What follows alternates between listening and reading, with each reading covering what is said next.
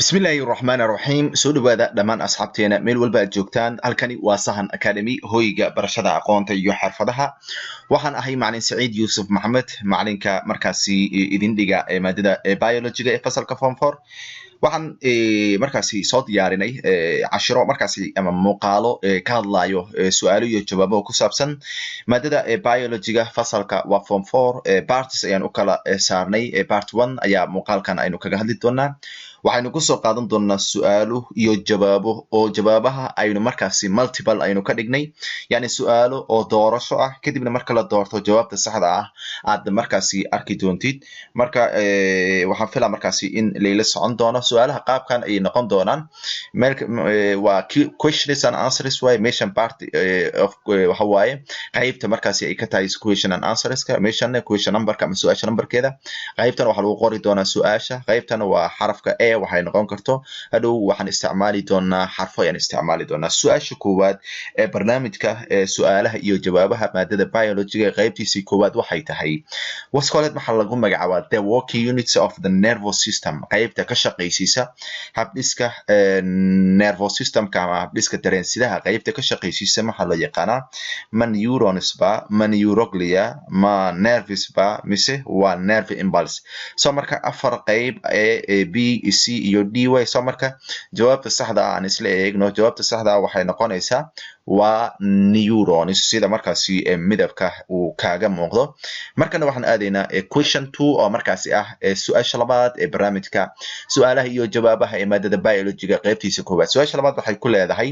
how many neurons that the nervous system is made up imise neuron ayuu habdhiska dareensidaha uu markaasi ka samaysan yahay ma billions ba ma millions ba ma billions ba ma thousands ba mise waa hundreds so marka jawaabta aynu eegno jawaabta saxda ah waxay noqonaysaa waa billions sida markaasi midabka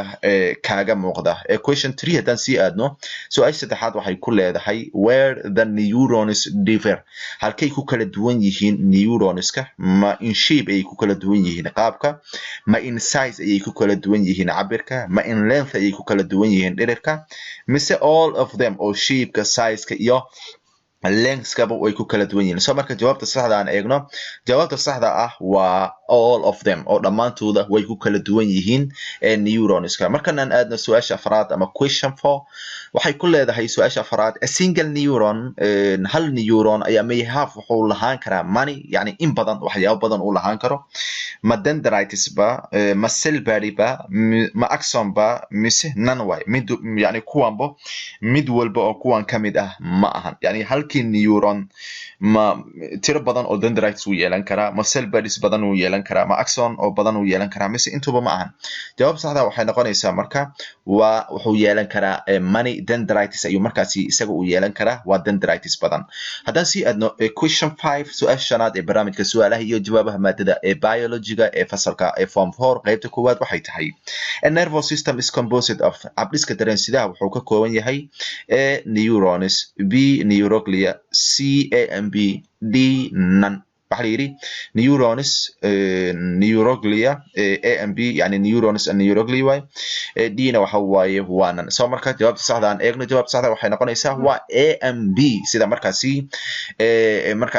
aad ka arkaysid midabka jaalaha kaga arkaysid haddaan sii aadno question 6 waxay ku leedahay an axon carries wuxuu qaadaa axonka carries wuxuu qaadaa impulse ayuu qaadaa from wuxuu ka soo qaadaa intuu ka soo qaadaa waxa la yiri dendrites kama uu ka soo qaadaa axonka fariimaha uu sido ma other neuron kala buu ka soo qaadaa ma cell body buu ka soo qaadaa mise waa jawaabta all of them dhamaantoodaba wuu ka soo qaadaa axon mawjud dareensidaha soo marka jawaabta saxda aan eegno jawaabta saxda ah waxay noqonaysaa waa cell body sida markaasi midabka kaaga muuqdaba jawaabtu waa cell body haddaan sii aadno su'aasha toddobaad ee barnaamijka su'aalaha iyo jawaabaha maadada biology-ga ee qaybtiisii koowaad waxay ku leedahay sensor neuronska also known sidoo kale waxaa loo yaqaanaa a afferent ayuu dhahay b efferent ayuu dhahay c relay ayuu dhahay d na wuxuu dhahay waa connector so marka jawaabta saxda aan eegno jawaabta saxda waxay noqonaysaa waa xarafka a oo markaasi ah afferent haddaan sii aadno question 8 oo markaasi ah su-aal sideedaad waxay ku leedahay neuronska markaan ka hadlayno are classified waa la kala ableeya according to iyadoo laga fiirinayo the number of dendrites tirada dendriteska that arise from cell body kuwaasoo markaasi ku dhigan cell bodyga dendriteska ku dhigan iyadoo markaasi laga fiirinayo waa la kala qeybiya waxaana loo qeybiya a wuxuu dhahay waa 4y b wuxuu dhahay waa 3c wuxuu dhahay 5 d na wuxuu dhahay waa 6 so marka neuronska iyadoo laga fiirinayo dendriteska imise neuron ayuu leeyahay jawaabta saxda ah ama imise markaasi ayaa loo qeybiya afar nooc ayaa markaasi loo qeybiya haddaan sii aadno question 9 oo markaasi ah su-aal sagaalaad waxay ku leedahay neurons may lack waxaa markaasi aysan lahaan karin oo ka maqnaan kara axons and are known as marka neuronska aan axons lahayn waxaa loo yaqaanaa a wuxuu dhahay waa unipolar b wuxuu dhahay waa bipolar c wuxuu dhahay waa multipolar d wuxuu dhahay waa anaxonic so markaan eegno jawaabta saxda ah jawaabta saxda waxay noqonaysaa waa anaxonic iyo markaasi noqonaysaa neuronska aan lahayn wax markaasi axon ah su-aasha tobanaad ee ugu dambeysa barnaamijka su-aalaha iyo jawaabaha maadada biologiga ee fasalka form 4 qaybtiisii koowaadna waxay ku leedahay functionally shaqo ahaan marka la eego